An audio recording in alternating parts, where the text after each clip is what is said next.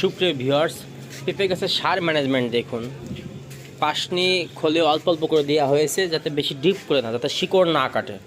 দেখুন, তারপরে সার রিং করে দেওয়া হয়েছে। এরপরে সুন্দরভাবে মাটি চাপা দেওয়া হবে, ঢালু করে দেওয়া হবে যাতে পেঁপে গাছের গোড়ায় পানি না জমে।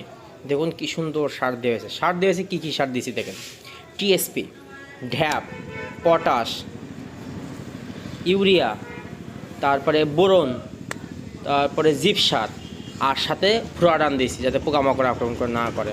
দেখুন কি সুন্দরভাবে কোদাল দিয়ে চারিপাশের মাটিগুলো এনে সুন্দর করে ঢালু করে পেঁপে গাছের গোড়াটা উঁচু করে দেওয়া হচ্ছে। পেঁপে গাছের গোড়ায় পানি জমলে 3 ঘন্টাও যদি পেঁপে গাছের গোড়ায় পানি জমে, সেই পেঁপে গাছ মারা যাবে। যে কারণে আমাদের এই জমিটা উঁচু, বেলে মাটি পেঁপে চাষের জন্য উপযুক্ত। পেঁপে চাষের জন্য উপযুক্ত আর বেলে দোআঁশ মাটি, অনেক সুন্দর মাটি।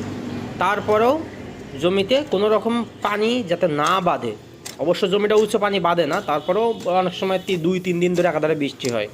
সে কারণে দেখুন কি সুন্দরভাবে কোদাল দিয়ে মাটি দিয়ে আবার হাত দিয়ে উঁচু করে দেওয়া হচ্ছে।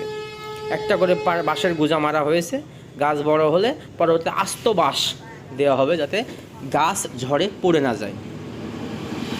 পেঁপে গাছের সার ম্যানেজমেন্টটা আপনাদের দেখালাম।